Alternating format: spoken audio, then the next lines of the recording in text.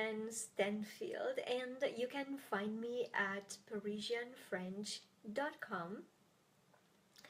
Today I would like to talk about immersion and how overrated immersion is to help you become bilingual. And make no mistake, I run an immersion retreat in Paris, but it's very important how you think about it and what expectation you have from it. So, from my Facebook group, my Facebook conversation, French conversation group, Shen says that I would like to be able to have a decent conversation in French without making any awful mistakes in grammar. She says it's a long way to go yet. To be bilingual would be pretty awesome. I don't know if I'll get there unless I spend a bit of time immersing myself in France. And then she said, my number one frustration with my French conversation is how slow I am at putting it together, especially complicated conditional sentences when I need to use a combination of tenses. I can't think fast enough.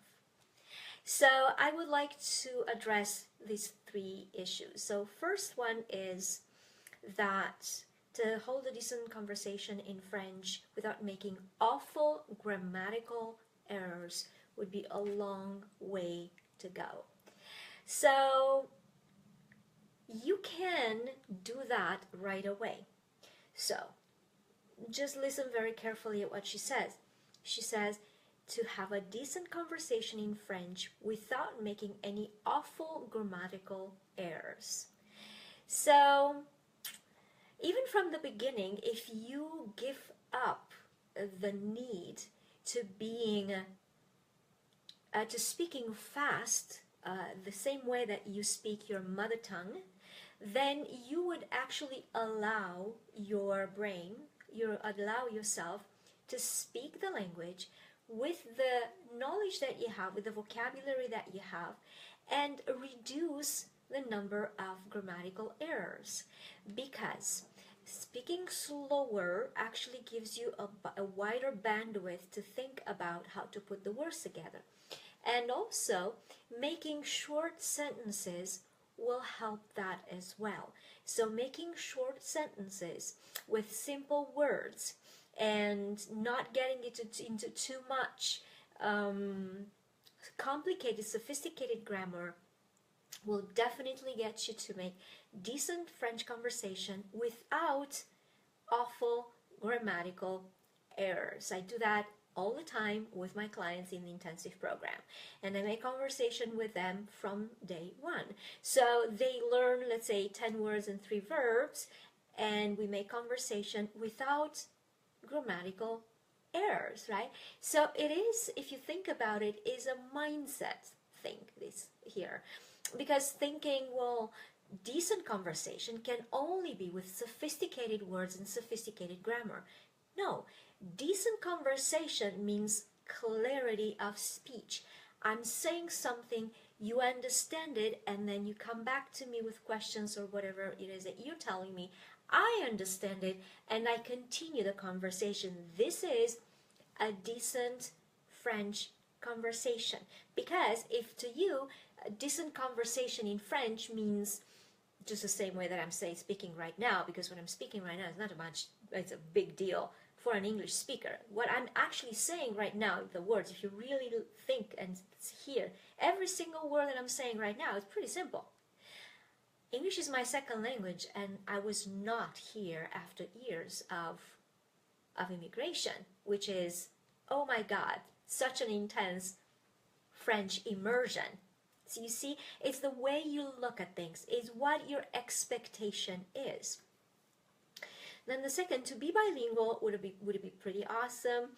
I don't know if I'll get there unless I spend a bit of time immersing myself in France. Well, it depends what level you are in your French to go to France. So most of the people that I had gone into an immersion retreat or immersion in France are scared. First of all, they have been proven that they're not good in French, and they were overwhelmed. So this is the reason why my immersion retreats are one-on-one. So now I started to go with groups because people ask me to, they want to come with their friends, but my groups are 2 to 3 people. So the immersions that are typically done are with big groups because people, I mean, schools want to, go with volumes, but that's the reason why people really don't get enough value from their immersions in France. So, first of all, the immersion itself, thank you so much for the hearts, the immersion itself is not the solution. If you go on immersion, you have to take in consideration the fact that you may be at a lower level of French that would help you get value from your immersion. If you go in a group immersion there, which most of them are, all of them are, I think I'm the only one in the world doing one-on-one immersion retreats in France. So the level first, you have to take that in consideration, and then the expectation. What do you really expect to get out of it? Do you expect in 1 week or however long you're going to stay in France to get to be bilingual? Again, it depends what bilingual is to you. To many people, and in the dictionary, bilingual is speaking a second language the way that you speak in your native language. First of all, I'm living proof that after 23 years of full immersion immigration in an Anglophone country, I am actually still not using English as my mother tongue the same way I'm using my mother tongue. So am I not bilingual? And secondly, my view of bilingualism is if I'm able to manage myself, manage my life, I have shelter, food, and a friend, I'm bilingual. Meaning I can express myself and I can operate in another language. That is bilingual. For the children that I used to teach, 3 years and a half, they would come in a full French school at 3 years or 3 years and a half without any language available in that school. They wouldn't know French. Some of them wouldn't even know English. And in 3 months and a half, those little people, 3 years olds, they would be fully fluent in French. Now, what level of vocabulary and grammar were they fluent or bilingual, right? Well, 3-year-old level of vocabulary and grammar, sure, but would you not like to trade with them? Because I'm sure you would. I mean, it's such a comfort and such an ease that they do because they just manage, and that's okay for them. So it's a mindset shift where you consider that bilingual is, oh my God, university level. And mind you, I have PhD in French doing the intensive program with me. So it's really about information and what your expectation is. And the third issue here is my number one frustration with French is conversation, how slow I am at putting it together, especially complicated, so look at this, complicated conditional sentences when I need to use combination of tenses and I cannot think fast enough.